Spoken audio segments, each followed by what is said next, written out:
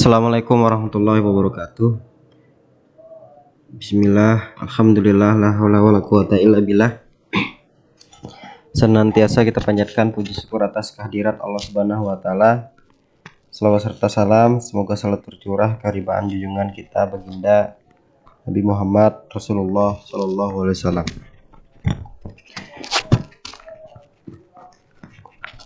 Alhamdulillah, pada hari ini kita akan mempelajari tentang akhlak pelajar Muhammadiyah. Yang pertama dulu kita akan mempelajari tentang pengertian akhlak. Nah, apa itu akhlak? Nah, seorang pemuda seharusnya memiliki akhlak yang mulia. Nah, apa yang dimaksud akhlak itu? Nah, akhlak itu berasal dari bahasa Arab. Ya. Dan kata ini jamak. Jamak itu berbentuk banyak. Akhlak itu jamak katanya. Sedangkan bentuk mufradnya itu khuluqun. Nah, menurut bahasa akhlak itu berarti budi pekerti, perangai, tingkah laku, tabiat. Bisa juga disebut sebagai kepribadian. Nah, kata tersebut mengandung segi-segi persesuaian dengan perkataan khalqun yang berarti kejadian, serta hubungannya dengan khaliq yang berarti pencipta dan makhluk yang berarti yang diciptakan. Jadi akhlak itu ada hubungannya dengan kata khaliq pencipta dan makhluk ciptaan. Jadi ada hubungannya karena kalimatnya atau hurufnya itu sama. Akhlak, khuluqun, khaliq, makhluk. Nah, sama. Nah, sedangkan secara istilah, akhlak itu berarti suatu sifat yang tertanam dalam jiwa dan dari padanya timbul perbuatan yang mudah tanpa memerlukan pertimbangan pikiran terlebih dahulu. Jika dilihat dari macamnya, akhlak dibagi menjadi dua, yaitu akhlak mahmudah, baik, dan akhlak mazmumah. Akhlak mahmudah, suatu perbuatan yang baik dan sesuai dengan ajaran Islam, itu mahmudah. Sedangkan akhlak mazmumah adalah suatu perbuatan yang tidak sesuai dengan ajaran Islam. Perbuatan ini terjadi karena banyak faktor, baik lingkungan maupun keluarga. Nah, ini dalam hadis riwayat Ahmad Baihaqi, sesungguhnya Nabi Muhammad itu diutus hanyalah untuk menyempurnakan akhlak mulia. Mengingat sangat pentingnya akhlak, maka Allah Subhanahu wa taala mengutus Nabi Muhammad sebagai contoh sempurna bagi akhlak manusia. Jadi Nabi Muhammad adalah contoh yang sempurna, ya, teladan. Kalau ingin melihat akhlak yang sempurna itu ya adalah Nabi Muhammad Rasulullah sallallahu alaihi wasallam. Nah, akhlak mempunyai kedudukan yang sangat istimewa dalam Islam. Di antaranya, pertama, Rasul mendapatkan penyempurnaan akhlak mulia sebagai misi pokok risalah Islam. Jadi misi risalah Islam adalah akhlak yang mulia. Salah satu contohnya adalah pentingnya manfaat sholat. Ya. Inna sholata tanha anil fahsya'i wal munkar. Sesungguhnya sholat itu mencegah dari perbuatan keji dan mungkar. Nah, mencegah perbuatan keji dan mungkar itu adalah wilayah akhlak. Jadi mencegah perbuatan keji dan mungkar maksudnya sholat itu mencegah perbuatan akhlak yang buruk. Nah, kemudian akhlak merupakan salah satu ajaran dalam Islam. Akhlak mulia akan memberatkan timbangan kebaikan seorang nanti pada akhir hari kiamat. Kemudian Rasul menjadikan baik buruknya akhlak seseorang sebagai ukuran kualitas iman. Jadi iman itu bagus itu terlihat dari akhlaknya, baik atau buruk. Jadi kalau imannya akhlaknya tidak baik, maka itu bisa jadi itu imannya juga tidak bagus, kurang bagus, kurang kuat gitu. Kemudian Islam menjadikan akhlak yang baik sebagai bukti dan buah dari ibadah kepada Allah. seperti yang sudah Ustadz sampaikan tadi, inna sholata tanha inna fahsya wal munkar. Jadi buah dari ibadah yang baik itu akan menghasilkan akhlak yang baik. Sholat yang baik, akhlaknya juga baik. Itu pasti. Nabi Muhammad SAW selalu berdoa agar Allah Subhanahu wa taala membaikkan akhlak beliau. Nah, itu adalah tentang akhlak. Kemudian kita belajar tentang Ikatan Pelajar Muhammadiyah. Ikatan Pelajar Muhammadiyah itu adalah organisasi otonom Muhammadiyah. Organisasi otonom Muhammadiyah itu adalah organisasi yang dapat mengatur rumah tangganya sendiri atau organisasinya sendiri, tetapi tetap berada di bawah naungan Muhammadiyah, di bawah kontrol Muhammadiyah. Ya, tetap diawasi oleh Muhammadiyah. Tetapi secara organisatoris IPM itu berjalan sendiri gitu. Ya, IPM atau Ikatan Pelajar Muhammadiyah. Apa sejarahnya? Yaitu IPM itu berdiri tanggal 18 Juli 1961. Hampir setengah abad ya setelah Muhammadiyah berdiri. Namun latar belakang IPM berdiri tidak terlepas dari kaitannya dengan latar belakang Muhammadiyah berdiri yang ingin melakukan pemurnian terhadap ajaran Islam. Samping itu, IPM berdiri sebagai salah satu konsekuensi dari banyaknya sekolah atau madrasah Muhammadiyah untuk mendidik kader-kader di kalangan anak muda. Karena itu dirasakan perlu dihadirkanlah IPM sebagai pelopor langsung penyempurna dan perjuangan Muhammadiyah.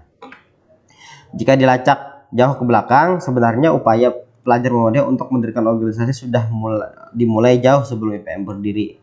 Tahun 1919 didirikan Siswo Proyo yang merupakan organisasi pelajar Muhammadiyah, organisasi Persatuan Pelajar Muhammadiyah. Jadi sebelum ada IPM itu sudah ada Siswo Proyo. Kemudian tahun 1926 di Malang dan Surakarta didirikan gabungan ya keluarga pelajar Muhammadiyah GKPM. Kemudian didirikanlah pula Hizbul Waton. Di dalamnya beranggotakan pelajar-pelajar Muhammadiyah. Ya, dahulu HW yang sebelum ada IPM juga HW lah tempat bernaung pelajar Muhammadiyah. Kemudian berdasarkan beberapa peristiwa tersebut,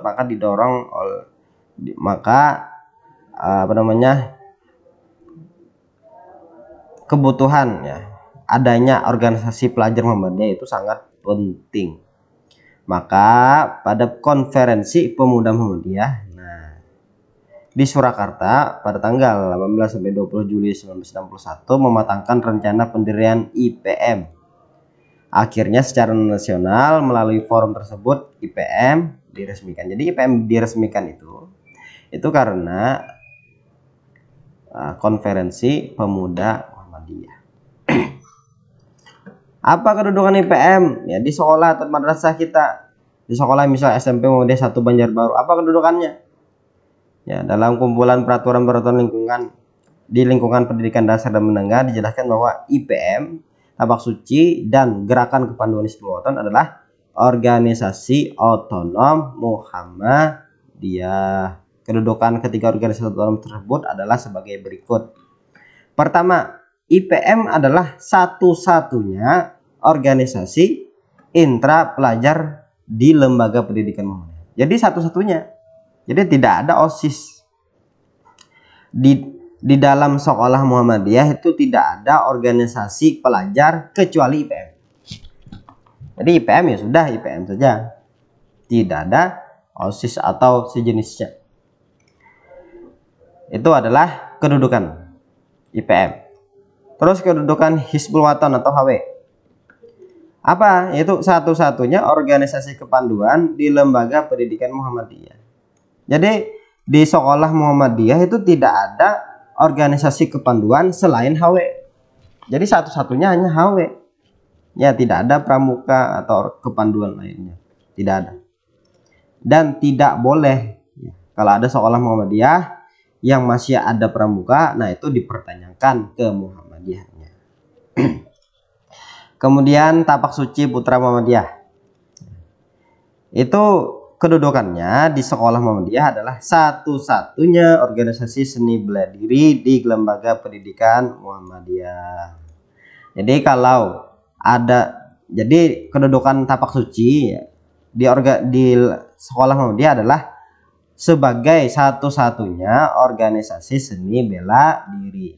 Jadi tidak boleh ada seni bela diri selain Tapak Suci di sekolah Muhammadiyah. Tidak boleh. Jadi kalau ada di sekolah Muhammadiyah organisasi bela diri ya selain Tapak Suci ya, itu tidak diperbolehkan. Bisa ada sanksi. Sama juga di HW kalau ada pramuka maka juga tidak diperbolehkan. Itu melanggar aturan Persyarikatan Muhammadiyah. Kalau melanggar, maka itu dipertanyakan, ya, dipertanyakan ke Muhammadiyah. Terus tujuan pembentukan IPM apa? Yaitu mengoptimalkan peran lembaga pendidikan Muhammadiyah sebagai pusat perkaderan dakwah dan menyiapkan kader Muhammadiyah sebagai kader perserikatan bangsa maupun kader umat.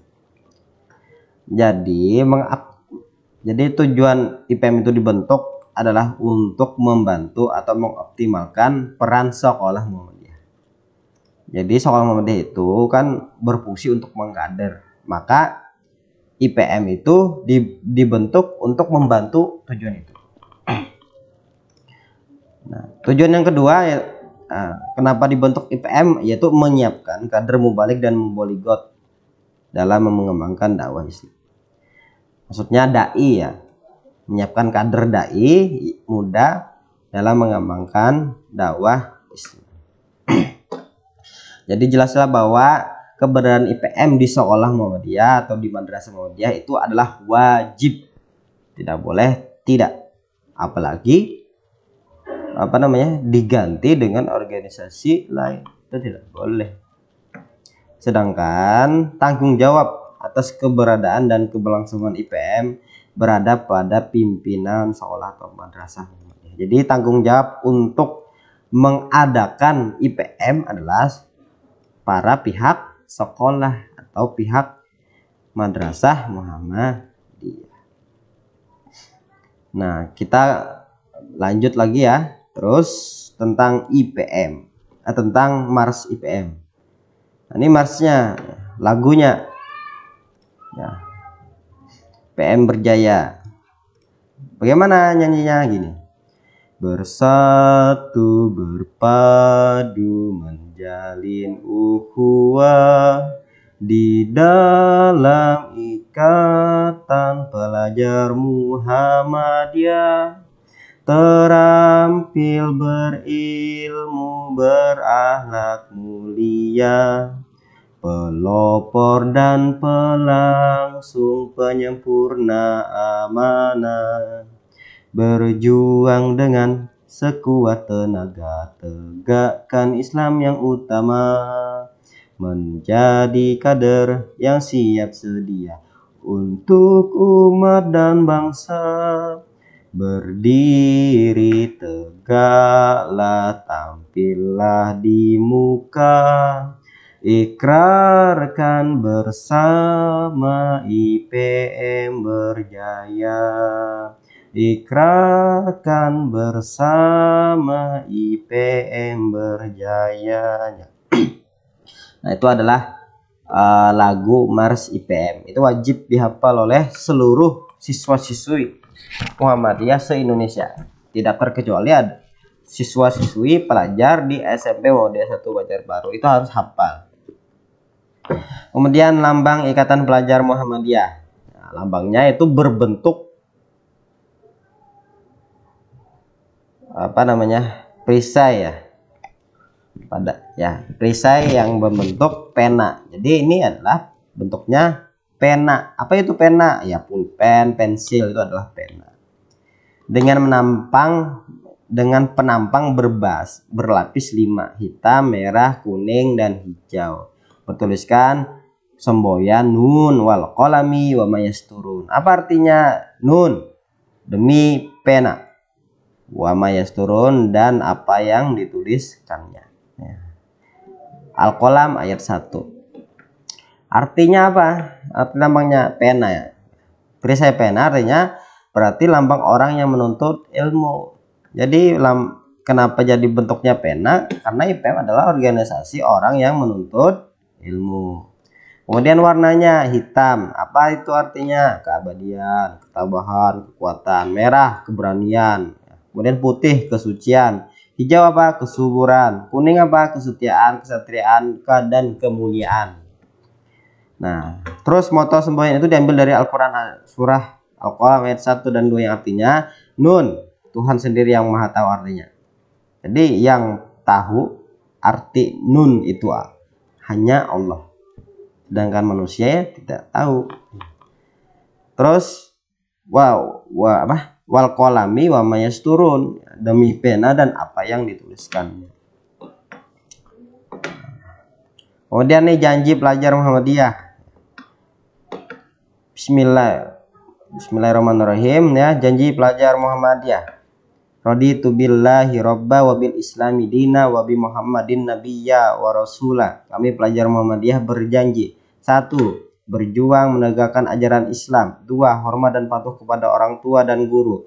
3. Bersungguh-sungguh dalam menuntut ilmu. 4. Bekerja keras, mandiri dan berprestasi. 5. Rela berkorban dan menolong sesama. 6. Siap menjadi kader Muhammadiyah dan bangsa. Nah, kemudian ini adalah nilai-nilai akhlak pelajar Muhammadiyah. Apa saja nilai-nilai dasar IPM itu? Pertama itu nilai keislaman, yaitu menegakkan dan menjunjung tinggi nilai-nilai ajaran Islam yang berdasarkan Al-Quran dan As-Sunnah. Kemudian nilai keilmuan ya, yaitu terbentuk pelajar muslim yang berilmu. Nilai ini menunjukkan bahwa IPM memiliki perhatian terhadap ilmu pengetahuan. Nah, ayatnya ada yarfa'illahul ladzina amanu minkum walladzina utul ilma darajat. Jadi Allah akan meninggikan derajat orang yang berilmu, orang yang beriman dan berilmu dengan beberapa derajat. Kemudian nilai kekaderan, yaitu terbentuk pelajar muslim yang militan, jadi kader dan berakhlak mulia. PM adalah anak panah Muhammadiyah untuk mewujudkan kader yang militansi dan berjuang dan harus ditopang dengan nilai akhlak mulia. Kemudian nilai kemandirian ya, yaitu pelajar muslim yang terampil dalam segala bidang, mandiri. Ya. Kemudian nilai kemasyarakatan, terwujud masyarakat Islam yang sebenar-benarnya, sebagaimana tujuan Muhammadiyah. Kemudian apa itu ciri-ciri akhlak pelajar Muhammadiyah? Itu pertama menjaga keimanan. Pasti itu karena pelajar Muhammadiyah adalah pelajar Islam. Semestinya mengkaji dan merenungkan isi kandungan Al-Quran dan kekuasaan Allah yang telah menciptakan alam semesta. Kemudian berperilaku mulia, akhlaknya mulia. Pelajar Muhammadiyah sudah semestinya menjauhi perbuatan maksiat, perbuatan buruk, dan juga selalu ittiba, yaitu meneladani perilaku Rasulullah SAW. Kemudian rajin beribadah. Pelajar Muhammadiyah rajin melaksanakan ibadah dalam berbagai bentuk amalan, baik itu ibadah bersifat khusus mahdoh maupun ibadah bersifat umum ghairu mahdoh. Bermasyarakat. Pelajar Muhammadiyah wajib berbaur dengan masyarakat umum yang bermacam-macam latar belakang dan keyakinan, sehingga dapat menjadi tempat mendewasakan diri dalam hal kebaikan. Nah, itu saja yang bisa saya sampaikan, mudah-mudahan bermanfaat. Assalamualaikum warahmatullahi wabarakatuh.